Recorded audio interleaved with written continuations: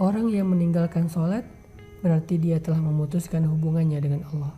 Bismillahirrahmanirrahim. Assalamualaikum warahmatullahi wabarakatuh. Saya ingin menyampaikan beberapa nasihat dari ulama untuk kita semuanya yang merasa pernah meninggalkan sholat atau yang sampai hari ini masih mengabaikan sholat, masih sering meremehkan ibadah sholat. Para ulama menjelaskan banyak sekali ayat-ayat dan hadis-hadis tentang ancaman dari Allah bagi orang yang meninggalkan sholat.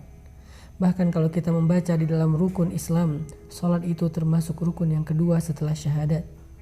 Artinya akan ditolak keislaman seseorang walaupun dia mengatakan asyhadu an la ilaha illallah wa anna muhammadar rasulullah, tetapi dia tidak melaksanakan sholat secara sengaja tanpa uzur yang diperkenankan. Bahkan di dalam Al-Quran Allah berkali-kali memberikan kalimat ancaman, diantaranya fawailul lil musallin alladzina hum an salatihim sahun.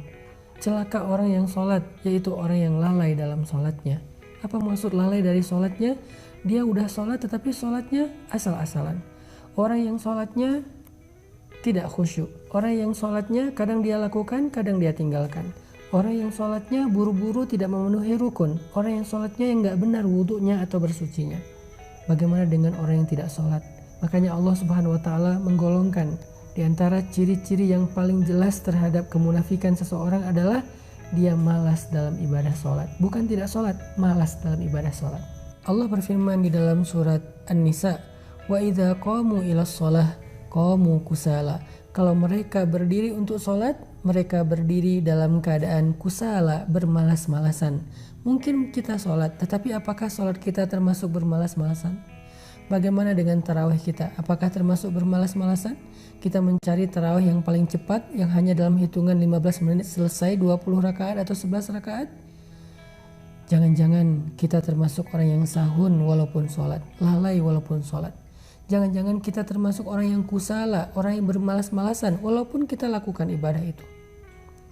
Seandainya kita termasuk orang-orang yang lalai atau orang-orang yang bermalas-malasan dalam sholat, na'udzubillah, berarti masih ada kemunafikan di hati kita, tertolak iman dan Islamnya di sisi Allah Subhanahu wa ta'ala.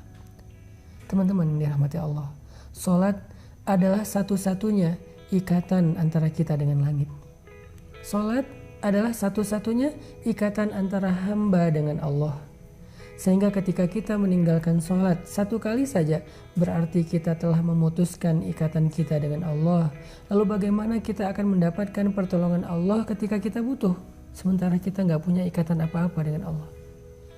Ketika kita tidak punya ikatan apa-apa dengan seseorang, bagaimana kita akan berharap orang itu menolong kita?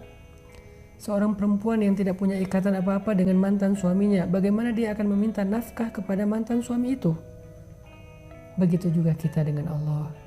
Kalau ikatan kita dengan Allah sudah kita putuskan, bagaimana kita meminta rezeki dari Allah? Bagaimana kita meminta perlindungan dari Allah? Bagaimana kita meminta Allah memperhatikan dan mengurus kita, padahal kita sendiri yang memutuskan ikatan dengan Allah? Satu-satunya, kata ulama, ikatan antara hamba dengan Rabb-nya adalah as-sholah.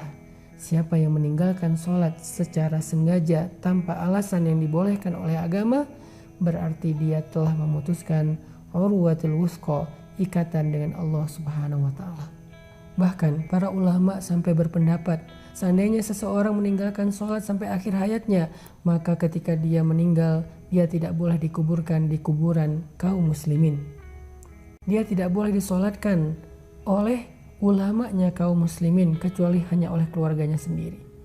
Bahkan ketika dia masih hidup, jika dia tidak melakukan ibadah sholat secara sengaja dalam waktu yang lama, maka ulama mengatakan istrinya harus meminta cerai kepadanya.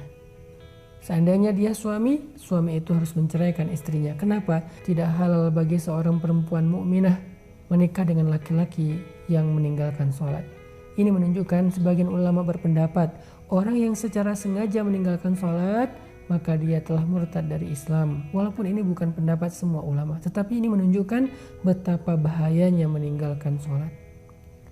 Nanti di akhirat, sholat adalah amal pertama yang akan ditanya oleh Allah. Seandainya sholat kita benar, maka amal yang lain akan Allah perbaiki.